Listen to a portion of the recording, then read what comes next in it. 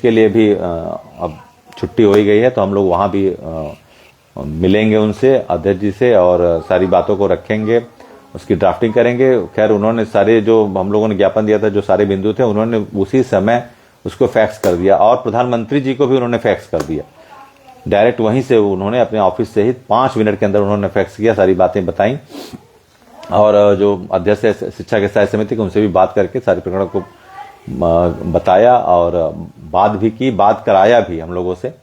तो उसके लिए हम लोग आगे फिर जाएंगे। आज जो महत्वपूर्ण बिंदु मैं आपके सामने बताने जा रहा हूं वो ये है कि आप जान रहे हैं कि रीट जो पुनर्विचार याचिका है, इसमें वो 26 से ज्यादा दाखिल हो चुकी है, आपको अच्छे से पता है। उत्तर प्रदेश सरकार सबसे पहले गई इसमें, रीट में, पुनर्विचार में, रिव्यू में गई। और आपको बता दूं कि उस रिव्यू में एक बार 16 सितंबर को डिफेक्ट नोटिस किया गया। उस डिफेक्ट के कंप्लायंस में जो है कि नवंबर में 4-5 नवंबर को जो है ये हुआ कि डिफेक्ट दूर हो गया। फिर 15 दिसंबर को नोटिस जारी किया गया माननीय सुप्रीम कोर्ट द्वारा कि मैंने 5 प्रोमिनेंट डिफेक्ट आपको बताए थे। उस प्रोमिनेंट डिफेक्ट में यही था कि एफिडेविशन नहीं है, फीस नहीं है, ई फाइलिंग की फीस नहीं जमा है, कुछ बोल्ड लेटर हैं जो नहीं होने चाहिए, अनयूजुअल बोल्ड लेटर्स हैं जो बहुत कॉमन होते हैं, और caste title is not being showed there, caste title showed नहीं है वहां पर, और एक्स्ट्रा ऑर्डिनरी इनहेरेंट जुरिस्डिक्शन मैंने कहा था, जिसकी जगह इनहेरेंट जुरिस्डिक्शन होना चाहिए था।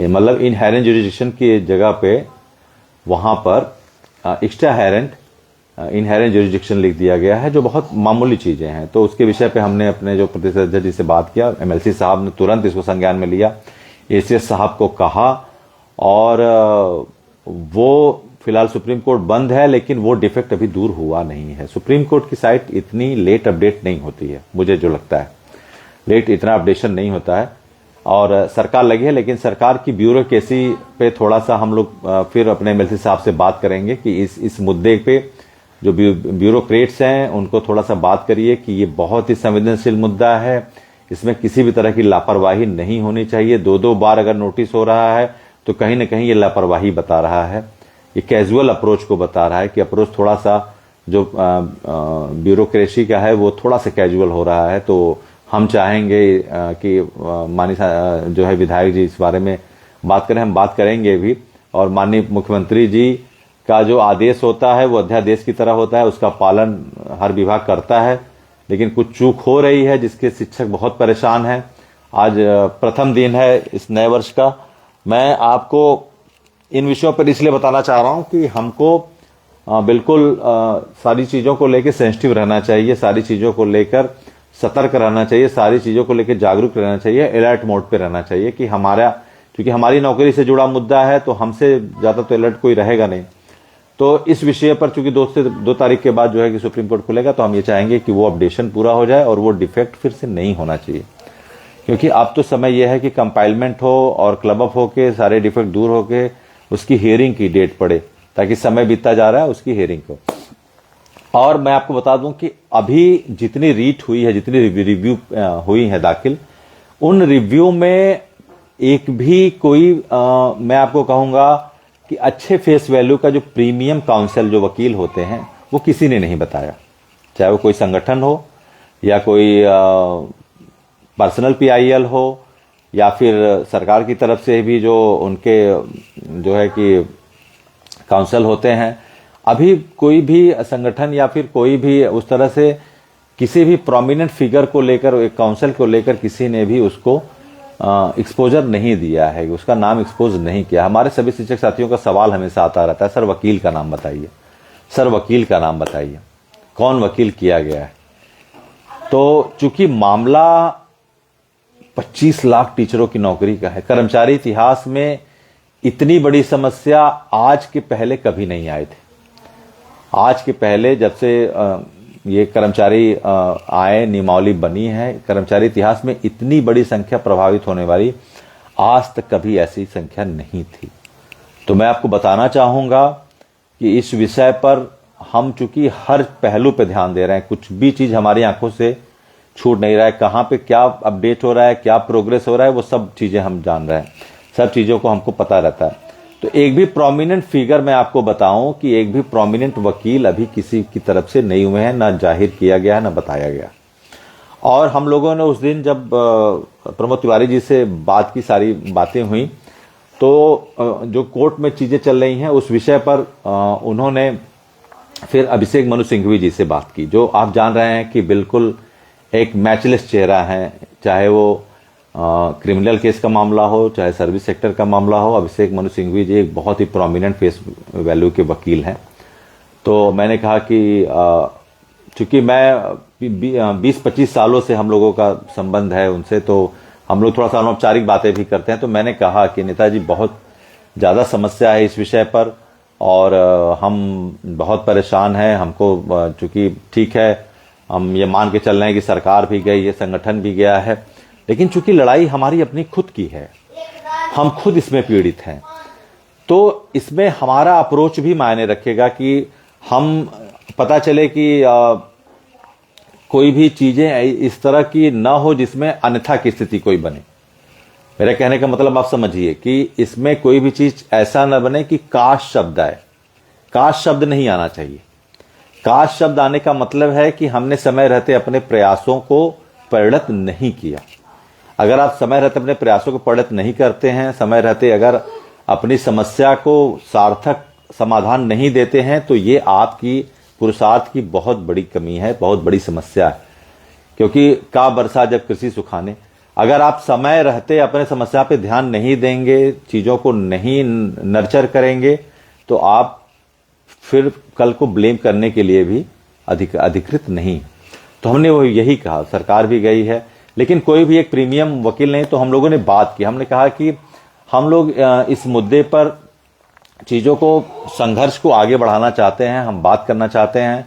क्योंकि देखिए, अभिषेक मनु सिंघवी जी चाहे और मुकुल रोहतगी जी हों, चाहे कपिल सिब्बल जी हों, चाहे और जो बड़े बड़े नाम हैं, बहुत सारे नाम हैं, लेकिन ये ऐसे नाम हैं जो हरी साल्वे जी तो हमारे ख्याल से लंदन में ही रहते हैं, वो उपलब्ध ही नहीं रहते।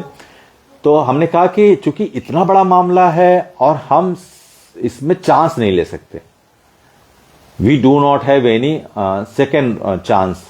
अब रिव्यू के बाद इसमें कोई सेकंड चांस के लिए हमारे पास जगह ही नहीं बता। और चाहे प्रमोशन की बात हो, चाहे पेपर की बात हो, चाहे और कोई डिस्क्रिपेंसी हो अगर हमारी सर्विस में, उसमें अगर कोई हमारी लड़ाई है तो उसमें तो हम कहीं ना कहीं कंप्रोमाइज कर लेंगे, कंसोल कर लेंगे। लेकिन जहां सर्वाइवल ऑफ सर्विस की बात आती है, बात को समझिए, सर्वाइवल ऑफ सर्विस की जहां बात आती है, जहां पर आपको आपकी नौकरी बचाने की बात आती है, जहां को आपको अपनी आजीविका बचाने की बात आती है, तहां पर मुझे नहीं लगता कि किसी भी एक शिक्षक साथी को देश के किसी भी कोने में उसके पास कोई विकल्प दूसरा होगा कि वो दूसरे अल्टरनेट पे भी ध्यान दे। तो इस विषय पे हमने बात की। तो पहले तो ये लगा कि बाहर है, लेकिन फिर सांसद जी ने बात किया, उनसे बात हुई और हम इस विषय पर कुछ ही दिनों में जाने वाले हैं, उनसे मुलाकात करेंगे। अभिषेक मनु सिंघवी जी को उस समय मिला है और चूंकि इस प्रकरण को हम लोग बहुत ही गंभीरता पूर्वक ले रहे हैं। देखिए, बात समझिए मेरी बात, कि इसमें नकारात्मक कुछ नहीं है। नकारात्मक इसलिए कुछ नहीं है, हर प्रदेश की सरकार लड़ रही है, संगठन लड़ रहा है, लेकिन हम एक पहले सोच रहे हैं कि ऐसे कि एक प्रोमिनेंट फेस वैल्यू का वकील हमारा खड़ा रहे वहां पर। इसलिए खड़ा रहे ताकि हमारी जो सफलता है वो 100% सुनिश्चित रहे। हमारी सफलता के लिए हम कभी काश वाले या अन्यथा वाले उसमें नहीं, परिधि में नहीं जाना चाहते। हम आपके एक एक शिक्षक की नौकरी के लिए, चाहे आप किसी भी संगठन के, देखिए यहाँ संगठन की बात ही नहीं आती, यहाँ एक एक शिक्षक के सेवा सुरक्षा की बात आती है, उस परिवार से जुड़े उन बच्चों की बात आती है जिनका भविष्य उनके पिता के वेतन पर निर्भर है, उस परिवार के बुजुर्गों की दवाई और उनके ख्याल की बात आती है जो अपने बेटे के वेतन पर जुड़े, उस परिवार से जुड़े हर एक आदमी के खर्चों की बात आती है जो उस एक आदमी के वेतन से। कभी ये भी है कि किसी घर में एक कमैया है, 20-20 खाने वाले हैं, 20-20 लोगों का पेट पलता है एक लोग की कमाई से। तो एक वेतन एक घर की खुशी होती है, एक घर का सम्मान होता है, उसके सम्मान ओढ़ने की चादर होती है सम्मान की समाज में। तो इस पे हम कोई भी सेकंड अल्टरनेट लेके नहीं चल सकते, इसलिए हमने ये फैसला किया है कि हम लोग उसमें, हमारी बात उस समय हुई और हम लोग अभिषेक मनु सिंघवी जी से समय लिए हैं, उस विषय को हम उनके सामने रखेंगे। और चूंकि प्रकरण इस तरह का है कि हमें एक प्रोमिनेंट फेस वैल्यू वाले वकील की जरूरत है, तो हम उस पर जा रहे हैं। जो हमारी रणनीति होगी, क्योंकि वो हम आपको जो भी है साझा करेंगे, किस तरह से हम आगे फिर हैं। क्योंकि देखिए, इससे और हमारा जो पक्ष है सुप्रीम कोर्ट में वो मजबूत होगा। सरकार भी रहेगी, उनके वकील रहेंगे, हमारे वकील रहेंगे, और भी जो स्टेट है तेलंगाना, उत्तराखंड और क्या कहते हैं उत्तर प्रदेश, तो उनके भी रहेंगे। लेकिन इसमें जब एक अच्छे वकील रहेंगे, एक अच्छे फेस वैल्यू के वकील रहेंगे, जो बात को लॉजिकली प्रोमिनेंट तरीके से रखेंगे, तो हमारी जो सफलता की प्रायिकता है, जो प्रोबेबिलिटी है जिसको हम कहते हैं, वो बढ़ जाएगी, वो निश्चित तौर पे 100% हो जाएगी। तो इसीलिए हम लोग अपने कुछ प्लान शेड्यूल कर रहे हैं। हम जो अस्थायी समिति के अध्यक्ष जी उनसे भी मिलेंगे, और आगामी बजट सत्र में जो वो प्रयास करने हैं उसके लिए भी हम लोग जा रहे हैं, ड्राफ्टिंग वगैरह पूरा करके जा रहे हैं। और हम फिर दिल्ली भी जाएंगे और वो शेड्यूल जो है उनसे मिलना। क्योंकि देखिए, समझिए हमारी बात को, हम इस विषय को बहुत गंभीरता से पहले ही दिन से ले रहे हैं कि पहला दिन जिस दिन था सुप्रीम कोर्ट में, हम इसके एक एक बिंदुओं को हम लोगों ने समझा कि भाई ये रेट। अब मामला तो अगर कायदे देखेंगे तो बहुत सीधा है, एनसीटी को जवाब देना है, हलफनामा देना है कि इनको पैरा 4 पैरा 5 में एग्जेम्पशन की बात कही गई चार्टर में, आरटी एक्ट इनेक्टमेंट के उसमें, तो इसमें इनको राहत दी जाए। लेकिन चूंकि रिव्यू में चला गया है, अब वो एनसीटीई को, मैं भी एक बात और बता दूं, रिव्यू की पिटीशन में जब एनसीटीई को नोटिस जाने के लिए भी कुछ इस तरह की बात अच्छे फेस वैल्यू के वकील करेंगे, तभी एनसीटी को वो नोटिस जारी होगा जिसमें एनसीटी सरकार के हिसाब से हमारे पक्ष में वो हलफनामा लगाएगी, है ना। तो उसके लिए भी जरूरत ये है कि हम एक अच्छे फेस वैल्यू के वकील को खड़ा करें। तो उस प्रयास में हम लोग जाएंगे, और भी हमारे वकील साहब वहां पे हैं, हम कोशिश करेंगे मुकुल रोहतगी जी से भी मिलने की, कि वो भी हैं। तो हम अभी असेसमेंट के उसमें कर रहे हैं प्रयास की जो हमारे केस को मजबूती दे, जो हमको बिल्कुल ये 100% सुनिश्चित करे कि आपके लिए हम एकदम इसमें निश्चिंत रहिए। तो हम इसके विषय के लिए हम पूरा जो है कि दिल्ली प्रवास पे रहेंगे, 1 हफ्ते 10 दिन जो भी हमारा रहेगा। हम एक एक वहां पे स्थायी समिति के अध्यक्ष और जो एनसीटी डायरेक्टर साहब हैं उनसे भी मिलने का प्रयास करेंगे। और ये जो हमारा सुप्रीम कोर्ट की, क्योंकि देखिए सोल्यूशन मिलेगा तो सुप्रीम कोर्ट के रिव्यू से ही मिलेगा। सरकार अगर फेवर की बात भी कर रही तो वो यहीं से आपको ये रास्ता, इस रास्ते से ही आपको सफलता मिलनी है, कुछ और नहीं है। कोई अध्यादेश नहीं अभी इस तरह का आने वाला है, या संशोधन बिल भी तभी आएगा जब सुप्रीम कोर्ट से कुछ चीजें इस तरह की होंगी, जब वो सुप्रीम कोर्ट एनसीटी के जवाब से नहीं खुश होगा या कुछ होगा, तब उस तरह की बातें होंगी। लेकिन कहने का मतलब ये है कि सोल्यूशन इसी रास्ते से निकलेगा। तो हम लोगों ने यही तय किया है कि हम लोग उस दिन प्रमोद तिवारी जी के माध्यम से बात हुई है, अभिषेक मनु सिंह जी का समय मिला है, और ये सभी लोगों की बात भी थी बार बार कि एक अच्छा वकील होना चाहिए, क्योंकि इतने सारे रिव्यू दाखिल हुए हैं, मैं आपको बता दूं। और उस रिव्यू में अभी भी कितने में डिफेक्ट है, ये सोचिए कितनी बड़ी लापरवाही है काउंसिल की। जो भी रिस्पेक्टेड काउंसिल होंगे, चाहे जिस स्टेट के होंगे, या जो पर्सनल पीआईएल दाखिल हुई है, कि अभी भी उनके डिफेक्ट। अच्छा, डिफेक्ट क्या है? डिफेक्ट आप सुनेंगे तो आपको लगेगा ये डिफेक्ट होता है।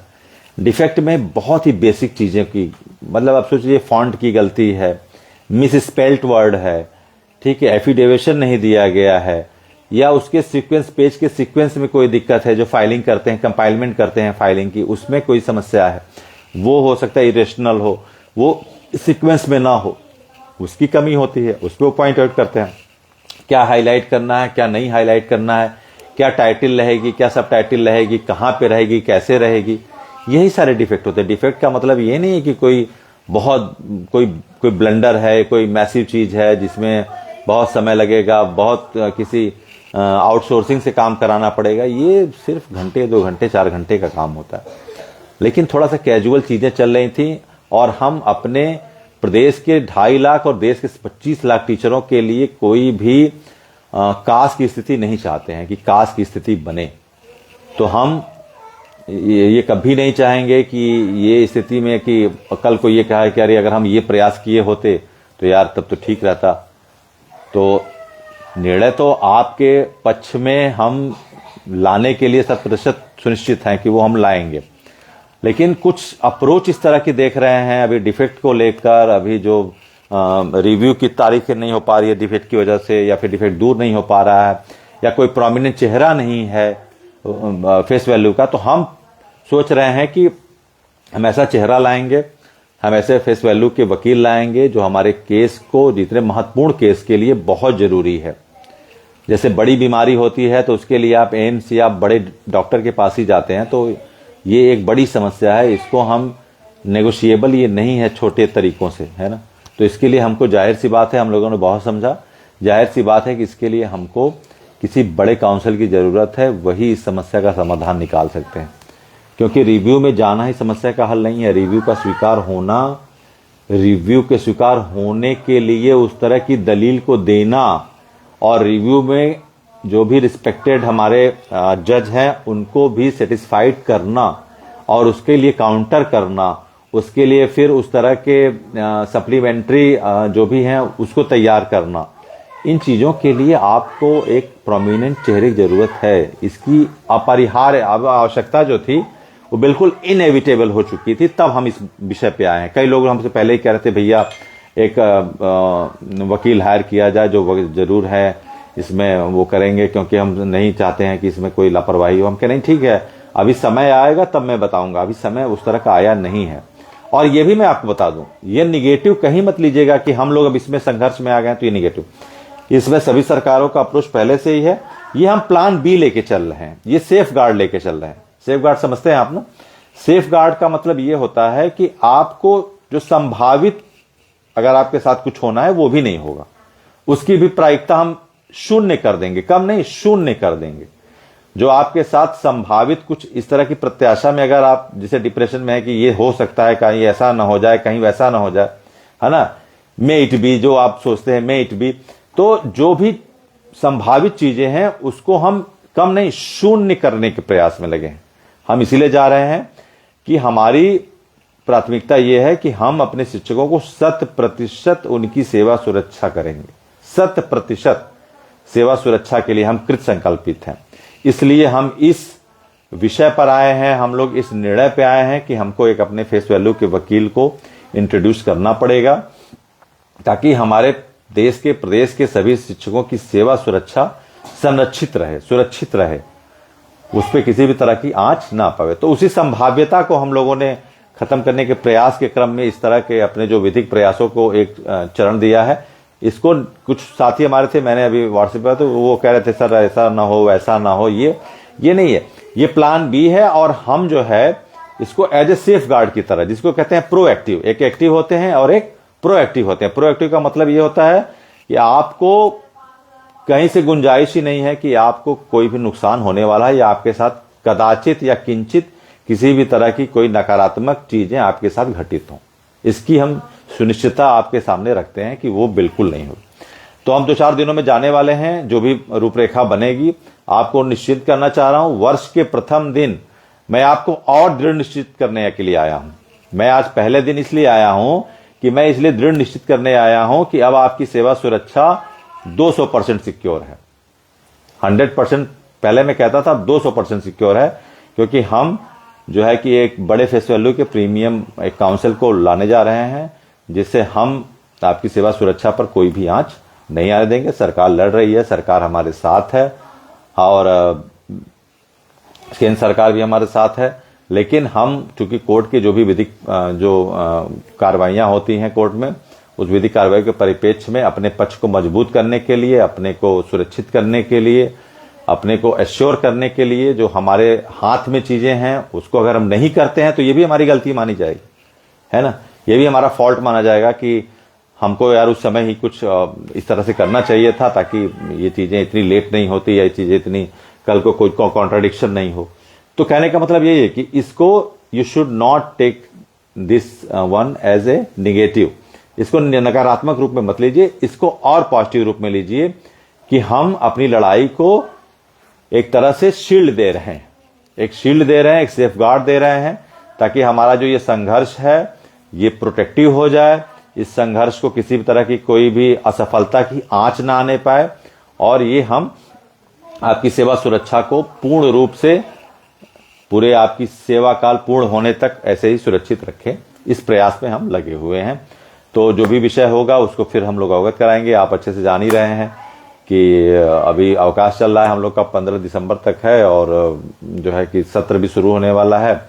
ऐसा होगा तो हम मेडिकल लेके भी रुकेंगे, लेकिन इतना निश्चिंत रहिए कि आप हम पर भरोसा रखते हैं तो हम आपको कतई भी निराश नहीं होने देंगे, और आपकी जो समस्या है उस समस्या से हम भी पीड़ित हैं।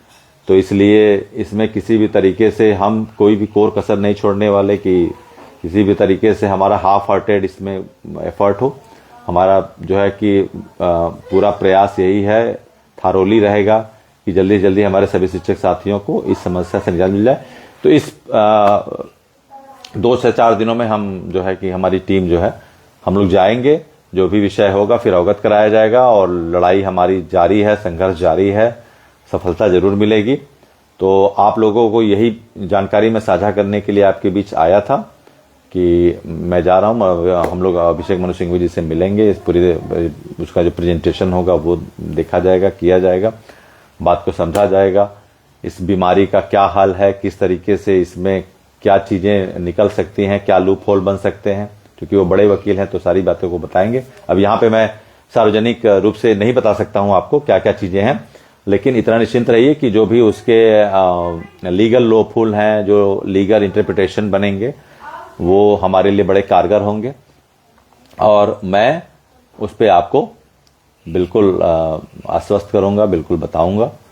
तो आप सभी लोग निश्चिंत रहिए, और जो भी विधिक प्रगतियां आती हैं उससे फिर मैं आपको साझा करूंगा। आपके बीच आ जाने का यही मतलब था कि हम खुद चाह रहे हैं कि इतने संगठन, इतने लोग आ गए हैं, लेकिन एक भी आज तक किसी बड़े वकील का नाम नहीं आया। आप खुद सोचिएगा अपने दिमाग से कि एक बड़े वकील का नाम नहीं आया है किसी भी संगठन या किसी भी व्यक्तिगत रीट के परिप्रेक्ष्य में, किसी भी सीनियर काउंसिल का नाम नहीं आया। ये बड़ा ही आपत्तिजनक है, दुर्भाग्यपूर्ण है, क्योंकि इतनी बड़ी लड़ाई में हम क्यों चांस ले रहे हैं। हम अपने घर के छोटे मोटे मुकदमों के लिए सोचते हैं बड़े से बड़ा वकील, बीमारी होती है अच्छे अच्छे डॉक्टर को दिखाते हैं, लेकिन इतने सेंसिटिव विषय को लेकर डिफेक्ट का आना, डिफेक्ट को दूर न होना, और किसी भी स्टेट या किसी भी संगठन की तरफ से कोई प्रोमिनेंट फेस वैल्यू का वकील नहीं आना, ये तो दुर्भाग्यपूर्ण है। तो इसमें फिर हमारे ऊपर जिम्मेदारी बढ़ जाती है कि वो माझी का आपने सुना है ना कि आप भगवान के भरोसे हो, क्या पता भगवान ही आपके भरोसे हो। अगर वो छिन्नी हथौड़ी लेके वो पत्थर को नहीं काटा होता है ना, जो पत्नी को अपने जिसने खो दिया, जीतन माझी, और रास्ता नहीं था उसने रास्ता बना दिया, भविष्य में सबके लिए वो रास्ता बन गया। तो यही विषय है कि अगर हम अपनी समस्या का जिम्मा खुद नहीं उठाएंगे तो कौन उठाएगा। और हम समर्थ हैं, हम समर्थ हैं इन चीजों को देखने के लिए, समझने के लिए। तो जब जीतन माझी उठा सकते हैं, उतने बड़े पहाड़ को तोड़ सकते हैं, भविष्य के लोगों के लिए रास्ता बना सकते हैं, अपने सौभाग्य का निर्माण कर सकते हैं, एक अनपढ़ आदमी कर सकता है, तो हम तो पढ़े लिखे हैं, हम साक्षर हैं, समर्थ हैं, हम अपने भाग्य का निर्माण नहीं कर सकते? बिल्कुल कर सकते हैं। तो इस कहानी से यही प्रेरणा लीजिए कि अपने संघर्ष को कुछ अपना भी ऊर्जा दीजिए, क्योंकि बिना उतरे मैदान में संघर्ष नहीं मिलता है, बिना धूल लगे आपको सफलता नहीं मिलेगी। तो इसीलिए हम उन्हीं प्रयासों को लेकर बिल्कुल आगे की रणनीति बना रहे हैं। जो भी जैसे भी विषय, प्रगतिशील जो विषय होंगे वो आपके बीच में साझा करूंगा, और समय समय पर सारे अपडेट देता रहूंगा, क्योंकि अब लड़ाई का निर्णायक मोड़ आ चुका है। अब इस निर्णायक मोड़ में अगर हम इसको धार नहीं देंगे, इसको गतिशीलता नहीं देंगे, इसके आयाम तक पहुंचाने के लिए अपने प्रयासों की ऊर्जा नहीं देंगे, तो फिर ये हमारी कमी होगी। तो इन्हीं सारे विषयों को बहुत ही गंभीरता पूर्वक विस्तृत चर्चा करने के बाद ही हम लोग इस निर्णय पर हुए हैं। हम लोग जा रहे हैं, और जो भी वहां पे काउंसिल, सीनियर काउंसिल से बात होगी, हम और भी जो वहां पे रिप्यूटेड काउंसिल हैं उनसे भी बात करेंगे, जो बड़े वकील हैं। तो लेकिन हम लोगों ने कुछ फाइनलाइज किया है। अभिषेक मनु सिंघवी जो उसमें सबसे ऊपर है, क्योंकि उनका जो रेट सक्सेस रेट है लीगल इंटरप्रिटेशन का वो बहुत अच्छा है, तो इसलिए हम लोगों ने किया है। बाकी आप लोगों की सलाह भी सादर आमंत्रित है, जो आप लोग कहेंगे। लेकिन हम ये जा रहे हैं और हम चांस नहीं लेने वाले, तो इसीलिए हम इस विषय को लेकर वहां पर जो भी होगा वो आपके सामने साझा करेंगे। यही सारी बातें थी।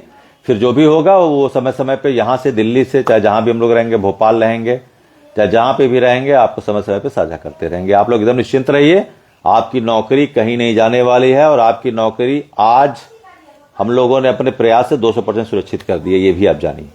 ठीक है, तो बिल्कुल थम्स अप रखिए, एकदम कोई दिक्कत नहीं है। चलिए, बहुत बहुत धन्यवाद अपना कीमती समय आप देने के लिए। पुनः 9 वर्ष की हार्दिक शुभकामनाएं हमारे सभी शिक्षक साथियों को। स्वस्थ रहिए, मस्त रहिए, व्यस्त रहिए, और हम जरूर जीतेंगे अपने इस संघर्ष में। नमस्कार।